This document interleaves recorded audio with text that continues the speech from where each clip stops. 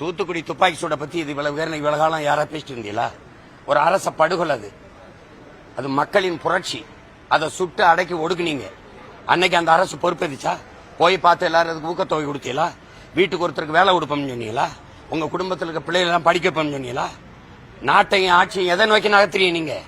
கள்ளச்சாராயம் குடிச்சு செத்தவன் கொலைப்படுத்தி செத்தான், அவனுக்கு போய் காசை கொடுத்து ஊக்கப்படுத்தி உன் பிள்ளைல நான் படிக்க வைக்கிறேன், உனக்கு அரசு வேலை கொடுக்குறேன்னா நாட்டு பாதுகாப்பு எல்லை நின்று செத்து வந்தான்ல, அவனுக்கு போய் இப்படி பாத்தியா? பணம் கொடுத்தியா? அவன் குடும்பத்துக்கு வீட்டுக்கு ஒருத்தருக்கு வேலை கொடுக்கணும்னு சொன்னியா? அப்புறம் ஒரு நடிகரை பார்க்க போய் நெரிசல சித்தத்துக்கு இவ்வளவு 35 லட்சம் கொடுக்குற, வேலை கொடுக்குறேன்ற, மாசம் 5000 கொடுக்குறேன்ற, அதையே 1.5 மாசமா பேசிட்டு இருக்கியப்பா. விவசாயி வீதியில் நின்று கண்ணீரோட நின்று விளைய வச்சு அந்த நெல்லெல்லாம் வீணாகதே எனக்கு. அவன் பசிக்கா கொண்டு வந்தாங்க. ஊராரின் பசிக்கு தானே உழைச்சு கொண்டாந்தான். அதை பத்தி கவலைப்பட மாட்டா, பேசவே மாட்டா.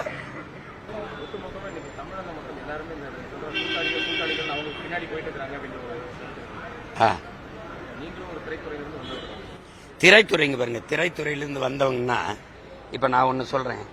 நான் ரசிகனை சந்திச்சேனா மக்களை சந்திச்சேன். இந்த நிலத்தில் ஐயா எம்ஜிஆர் ரசிகரை சந்திச்சார், ஐயா விஜயகாந்த் ரசிகரை சந்திச்சார், எங்க அண்ணன் கமலஹாசன் ரசிகரை சந்திச்சார், தம்பி விஜய் ரசிகரை சந்திச்சார். நீ யாரையாவது சொல்லு நான் ரசிகரை சந்திச்சேன்? குளிரூட்டப்பட்ட அறையிலிருந்து வெளியில வந்தானா, சிறையிலிருந்து வெளியில வந்தானா?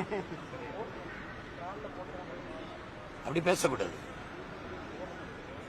ஒருத்தர் என்னுடைய உன் ரசிகனா கட்சியில் வந்து சேர்ந்த நேரம் சொல்றேன்னா, இனச்சாவில் பிதிக்கி பிரசவிக்கப்பட்ட மகன் நான். அதுல ஒரு ஒப்பிட்டு கூடாது.